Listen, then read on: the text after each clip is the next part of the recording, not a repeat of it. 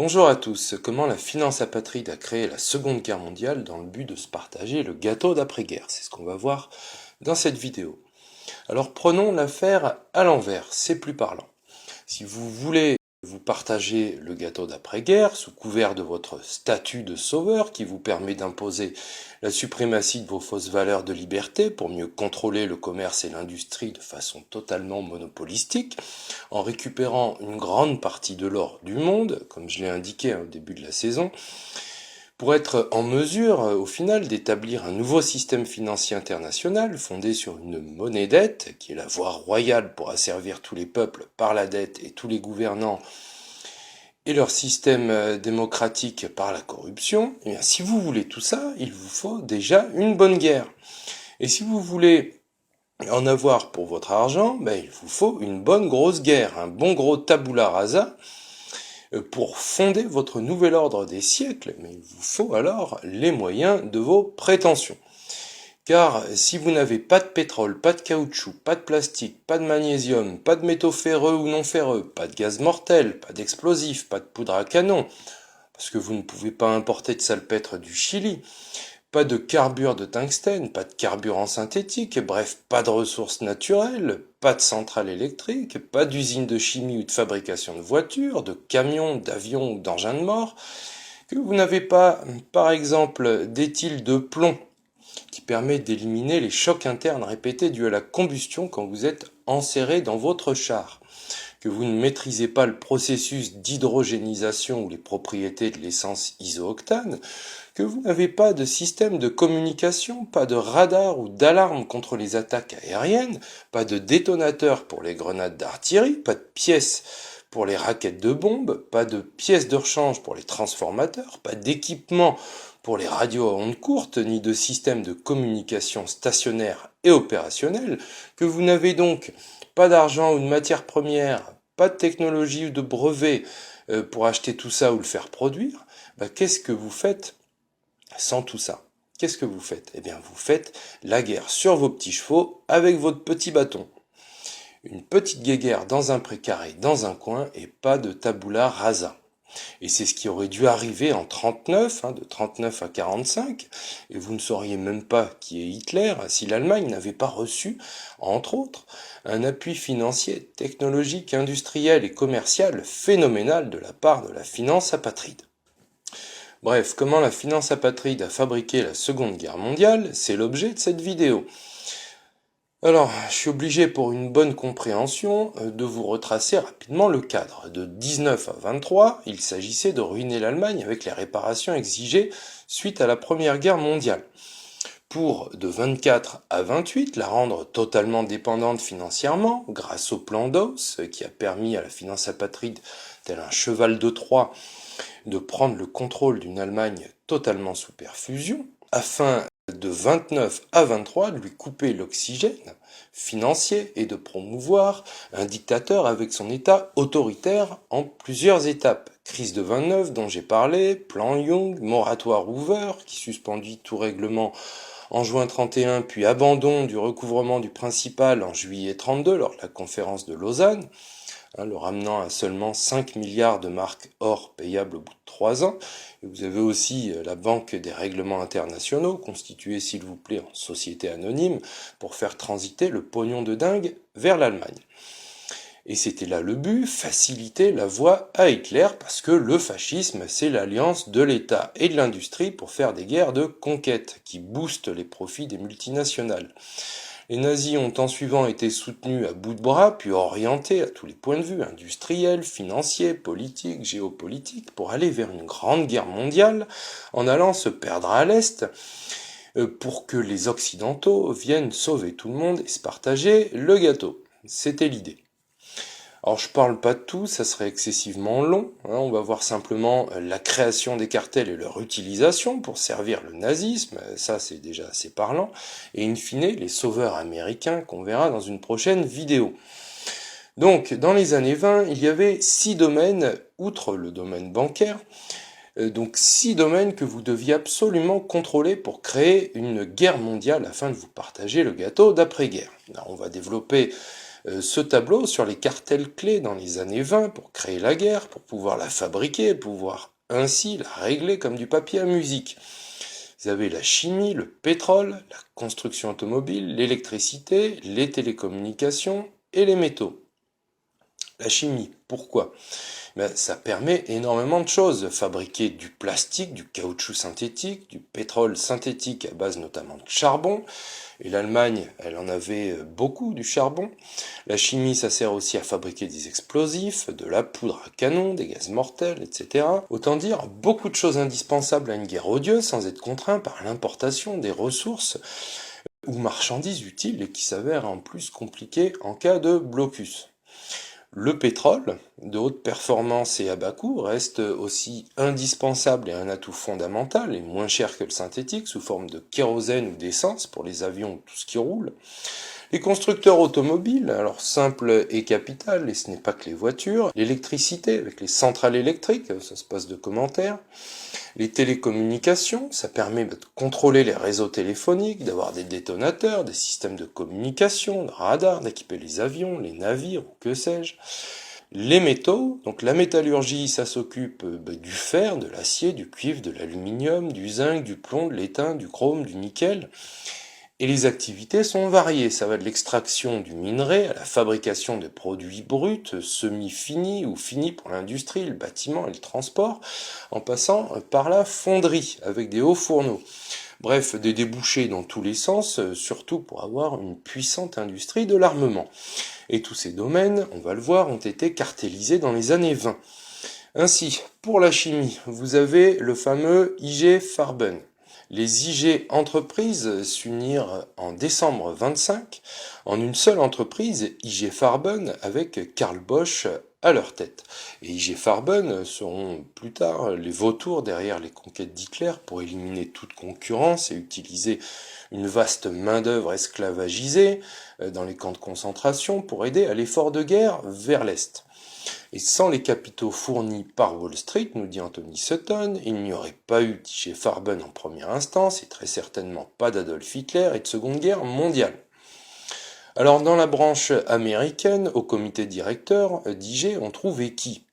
Eh bien on trouvait 3 directeurs de la Banque de la Réserve fédérale de New York, rien que ça, Paul Warburg, Walter C. Teagle, qui était PDG de la Standard Oil Company de Rockefeller, et Charles Mitchell, dont j'ai déjà parlé quand il finançait les bolcheviks, et puis s'y ajoutera plus tard Henry Ford.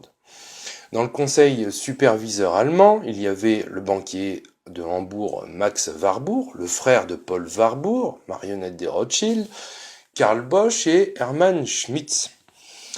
Entre 27 et le début de la guerre, précise Sutton, IG Farben doubla de taille grâce à l'assistance technique américaine et par la création de bons d'investissement comme ceux ouverts pour 30 millions de dollars par la National City Bank de Rockefeller.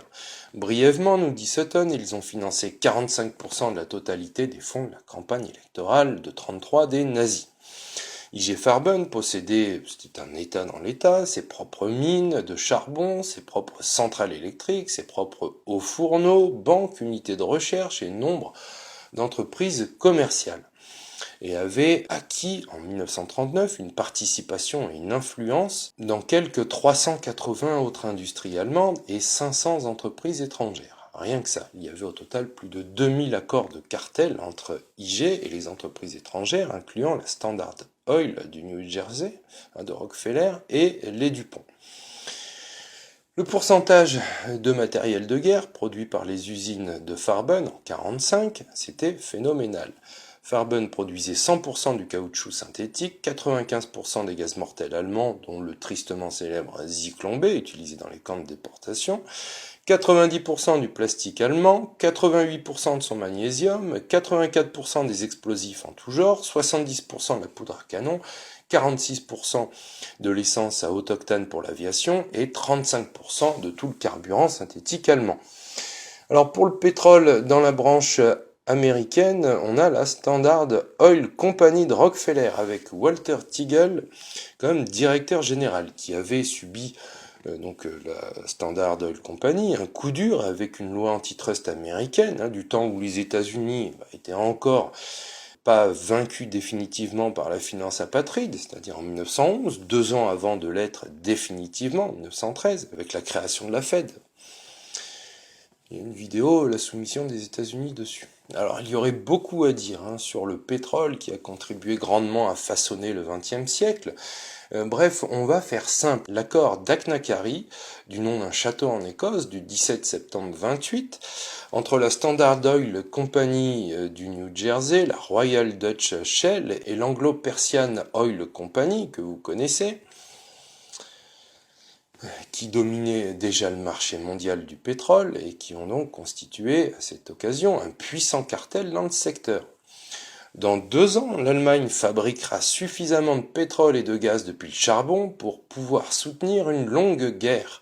La Standard Oil de New York lui procure des millions de dollars en aide. Rapport de l'attaché commercial de l'ambassade américaine de Berlin de janvier 1933 au département d'État à Washington, D.C.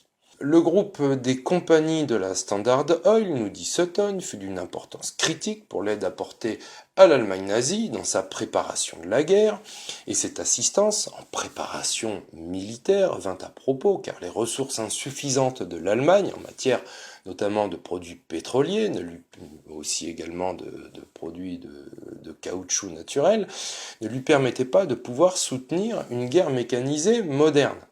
En novembre 29, les ressources d'I.G. Farben et de la Standard Oil Company furent mises en commun dans le cadre d'une nouvelle entreprise, la Standard Farben Research. En 1934, la dépendance allemande au pétrole, elle, était totale. Par exemple, 80% des produits finis à base de pétrole étaient importés. Et la solution dès lors adoptée par l'Allemagne nazie fut de produire du pétrole et du carburant synthétique à partir de leurs ressources importantes de charbon. Ce qui ravit I.G. Farben, qui avait misé sur Hitler, notamment pour pouvoir promouvoir ses produits. Ce fut le processus d'hydrogénisation pour produire l'essence synthétique et les propriétés isooctane dans cette essence qui permirent à l'Allemagne de conduire la guerre en 1940. Et ce processus d'hydrogénisation a été développé et financé, je précise, par les laboratoires de la Standard Oil aux États-Unis en partenariat avec I.G. Farben. Mais c'était insuffisant. En août 1934, la Standard Oil acheta 300 000 hectares en Allemagne et construisit de grandes raffineries de pétrole qui approvisionnaient les nazis en pétrole. En même temps, les États-Unis fournissaient secrètement à l'Allemagne les équipements les plus modernes pour les usines d'avions qui allaient bientôt produire des avions allemands. L'Allemagne reçut un grand nombre de brevets de firmes américaines, Pratt & Whitney, Douglas, Bendix Corporation et le bombardier en piqué Junker 87 qui fut construit en utilisant une technologie purement américaine. La Standard Oil Company avait une branche allemande, la Deutsche Amerikanische Petroleum AG, donc DAPAG, et la DAPAG avait des bureaux à travers l'Allemagne, une raffinerie à Brême et son QG à Hambourg. Par la DAPAG, la Standard Oil était présente dans les cercles intimes du nazisme, dans le cercle Kepler et le cercle des amis d'Himmler. Un autre exemple de l'assistance importante de la Standard Oil à l'Allemagne nazie était la coopération avec la General Motors pour la livraison d'éthyle de plomb. Ce fluide est un composant anti-choc à la fois utilisé par les carburants de l'aviation et les engins au sol, et il permet d'éliminer les chocs et les coups internes répétés dus à la combustion. Et ainsi, il permet d'augmenter l'efficacité des moteurs. Et sans ces composants anti-choc, la guerre moderne mobile aurait été complètement absurde. Donc c'est capital. Et jusqu'en 1935, la fabrication de ces produits ne se faisait qu'aux États-Unis.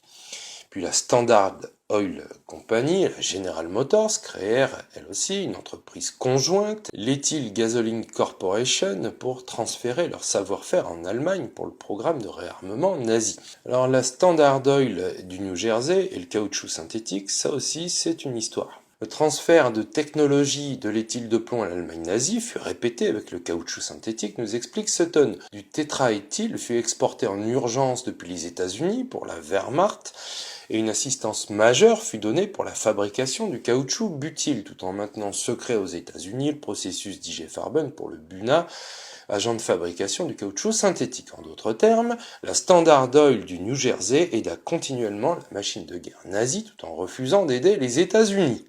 Pour les constructeurs automobiles, Ford et General Motors, les leaders dans le secteur, qui suivaient les mêmes objectifs, Henry Ford et Irénée Dupont étaient des admirateurs d'Hitler et avaient racheté respectivement Volkswagen et Opel, qui fabriquaient des chars, des camions, des avions produits sur leur chaîne de montage allemande. Et là je précise que lorsque Ford commença son usine de fabrication de voitures en Allemagne avec sa compagnie Ford Werke AG, il laissa I.G. Farben racheter 40% des parts et fit du leader de I.G. Farben, Karl Bosch, un membre du comité exécutif de Ford en Allemagne. Et d'autre part, Edsel Ford, retour d'ascenseur, devint membre du comité exécutif d'I.G. Company, l'entreprise de I.G. Farben aux États-Unis.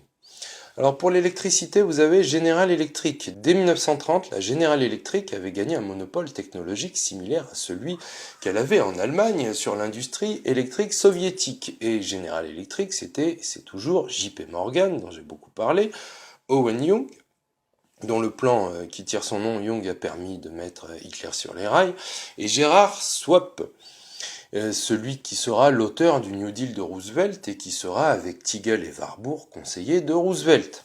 Alors, pour rien vous cacher, le New Deal de Roosevelt fut appelé une mesure fasciste par Herbert Hoover et ressembla si fort, nous dit Sutton, au programme d'Hitler pour l'Allemagne qu'à la fois Hitler et Roosevelt prirent le pouvoir le même mois de la même année, en mars 1933.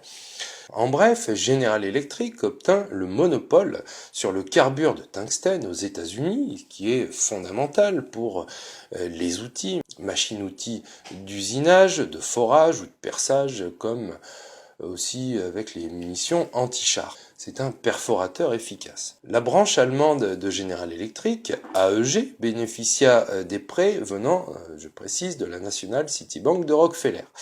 Maintenant, pour les télécoms, International Telephone and Telegraph, ITT, la compagnie multinationale internationale Telephone and Telegraph, fut fondée en 1920 par Thorsten Behn. En 1924, avec l'aide de J.P. Morgan, toujours lui, il acheta ce qui devint plus tard un groupe de construction de centrales électriques à travers le monde. Et ainsi, Morgan contrôlait 40% du réseau téléphonique allemand et 30% de l'avionneur Focke-Wulf. Bien que les avions Focke-Wulf d'ITT bombardaient les navires alliés et que les lignes d'ITT passaient des informations aux sous-marins allemands, les traceurs de direction d'ITT sauvaient d'autres navires des torpilles. Anthony Sampson, The Sovereign State of ITT. Voilà. ITT, précise Sutton, produisait en fait des avions qui étaient utilisés pour tuer des Américains et leurs alliés et qu'ITT fit de surcroît d'excellents bénéfices avec cette entreprise. Côté branche allemande d'ITT, on trouvait le baron Kurt von Schröder, issu d'une vieille famille de la finance allemande, qui avait essaimé des banques à Londres et à New York, et ITT, à travers lui, avait accès au cœur même de l'élite nazie au pouvoir et faisait des transferts de fonds au chef de la SS, Heinrich Himmler, et ces paiements permettaient à ITT de pouvoir protéger son investissement dans l'industrie Focke-Wulf, une entreprise aéronautique qui fabriquait des avions de combat qui étaient utilisés contre les États-Unis. Pour les métaux, vous avez Metal Gesellschaft AG. En 1926, avec la participation de la Rockefeller Bank, Dillon Read & Co., le deuxième plus gros monopole industriel, voit le jour, avec la société métallurgique Vereinigte Stahlwerke de Thyssen, Flick, Wolf et Fegler. C'était un conglomérat industriel allemand produisant du charbon, du fer et de l'acier. Vous avez aussi Metal Gesellschaft AG, Metal, quant à lui, qui était un géant industriel, la plus grosse entreprise de métaux non ferreux d'Allemagne, et l'un des leaders mondiaux dans le commerce des métaux non ferreux. Et les principaux actionnaires de Metal étaient I.G. Farben et la British Metal Corporation. Et on peut noter au passage que parmi les directeurs britanniques de Metal, il y avait le capitaine Oliver Littleton, qui sera durant la Seconde Guerre mondiale le ministre britannique de la production. Dans la branche allemande, on trouvait pour VST, et on trouvait Thyssen, Flick, Wolf, Merton pour métal, et tout ce petit monde a financé, de même que Krupp, entre autres, Hitler. Tout ce petit monde lui a apporté les ressources naturelles, technologiques, financières, etc. Et nous savons exactement, dit Sutton, qui contribua, de combien, par quelle voie, archives à la main. Il est à noter que les plus grands contributeurs, IG Farben, General Electric en Allemagne, et sa succursale Osram et Thyssen étaient affiliés avec les financiers de Wall Street. Ces financiers de Wall Street étaient au cœur même de l'élite de la finance internationale et ils étaient très influents dans la vie politique américaine du moment. Alors une leçon pour le temps présent. Les gens n'étaient pas attirés par les nazis par amour pour le NSDAP, mais plutôt parce qu'ils étaient écœurés des partis politiques traditionnels. Par exemple, le pourcentage d'électeurs alliés au Parti socialiste démocrate a chuté de 37,9% en 1919 à 18,3% en mars 1933, et le nombre des partisans du Parti démocrate allemand était passé de 18,6 à 0,8% au cours de la même période. L'idée que Hitler a également gagné les élections est un mythe. Il a simplement été nommé à la tête du pays par Hindenburg comme un sauveur, désigné par les médias et les manias après des élections en demi-teinte qui ont violé la liberté d'opinion et d'expression indispensable en démocratie après un attentat contre le Reichstag, avec des coupables désignés d'office et sur fond de fin de crise économique et d'abandon des réparations financières par les Occidentaux. Pour conclure, la finance apatride a tout misé sur Hitler, comme j'avais dit dans une autre vidéo, à partir de 1928. Et ce n'était pas pour rien. Il avait une mission fondamentale qui lui était assignée, ravager la Russie, ou du moins l'affaiblir pour que les sauveurs occidentaux, surtout anglo-saxons, viennent sauver le monde et empocher au passage des monopoles industriels et commerciaux partout et une position favorable pour étendre au monde immédiatement leur système d'argent-dette. Ça prendra un peu plus de temps. Mais Hitler en 1933 était petit. Le Führer n'avait que 100 000 hommes et il manquait de chars, d'avions, d'artillerie lourde ou de flotte. Alors la finance apatride a assuré le service après-vente. Elle lui a d'abord donné une stature internationale, en lui confiant les Jeux Olympiques d'été de 1936, alors même qu'à la fin de l'année 1935, l'Allemagne nazie avait adopté les lois de Nuremberg. Aucun droit de l'homiste de l'époque n'a d'ailleurs été choqué curieusement, et on les connaît, ces militants des droits de l'homme, qui ne vont que dans le sens de leurs bailleurs de fonds. Elle a payé ensuite cette finance apatride pour monter l'armée d'Hitler entre 1933 et 1939, et les dépenses allemandes en armement ont alors décuplé, et Hitler a ainsi pu construire une machine de guerre d'une puissance incroyable en multipliant sa taille par 42. Elle lui a préparé également un terrain d'entraînement en Espagne. Hitler était en train de créer une nouvelle armée gigantesque, à une vitesse assez fulgurante, et avait besoin d'urgence d'un terrain d'essai pour les nouvelles technologies, la formation des officiers, pour avoir des débouchés sur des ressources naturelles utiles à la guerre. Et il faut dire que l'Espagne était l'un des principaux exportateurs à cette époque de minerais de fer, tungstène, plomb, zinc, potasse, d'argent et d'autres minéraux essentiels pour l'industrie de la guerre. Et juste après le coup d'état de Franco, là on est en juillet 1936, 2 escadrons militaires allemands sont arrivés sur les côtes espagnoles et ont aidé les franquistes à déployer leurs troupes au Maroc espagnol. Alors comment la communauté internationale a-t-elle réagi face à l'intervention nazie en Espagne contre le gouvernement légitime, en mettant en place des sanctions, un embargo, en menaçant de boycotter les Jeux Olympiques qui avaient lieu le mois suivant? Elle n'a pas réagi du tout. Elle a fait montre de neutralité. Et du coup, personne ne soutenait le gouvernement républicain espagnol qui avait de l'or pour acheter des armes, mais personne pour lui en vendre, sauf les soviétiques, pour le coup. On nous dit qu'Hitler en 1936 suscitait déjà la peur, alors que pourtant il manquait non seulement d'avions modernes, mais aussi de chars, et le premier véritable char d'assaut du Reich, le Panzer III, n'a été produit qu'en 1938. La France également fut vendue en 1935 à l'Allemagne par la Grande-Bretagne, s'il vous plaît, avec l'accord naval anglo-allemand notamment. Et dans la foulée, la finance apatride favorisa l'Anschluss italien en 1938. Je précise que selon l'article 36 du traité de Saint-Germain, l'Italie bénéficiait d'importantes concessions territoriales de l'ancien empire austro-hongrois. Elle avait donc tout intérêt à préserver la souveraineté de l'Autriche, mais Mussolini et son État fasciste, qui était financé par la finance apatride, par exemple par Otto Kahn ou Lamont, directeur de la Guarantee Trust de JP Morgan, encore lui, avait levé un emprunt de 100 millions de dollars pour Mussolini en 1926, à une période cruciale. Et donc Mussolini ne fut rien pour aider l'Autriche contre Hitler en 1938, et en retour, le 16 avril 1938, l'Angleterre reconnaissait l'annexion par l'Italie de l'Abyssinie, l'Éthiopie, en 1935. La finance apatride a activement participé également à la désintégration de la Tchécoslovaquie. Et des dirigeants d'un mouvement séparatiste slovaque lancent opportunément, l'histoire ne fait que se répéter, un appel public à Hitler demandant protection contre leurs oppresseurs tchèques. Et les dirigeants de la Ruthénie transcarpatique initièrent des actions similaires en même temps, et un gouvernement qui a été formé proclama l'indépendance et la désintégration de la Tchécoslovaquie était à ce moment un fait accompli. Et tout se passait donc très bien pour la finance apatride. Au-delà des terres tchèques, il y avait l'Ukraine soviétique, mais entre les deux, une zone clé, donc la Ruthénie subcarpathienne. Si Hitler l'occupait, c'était un casus belli et on aurait eu, dès 1939, la guerre entre l'Allemagne et la Russie.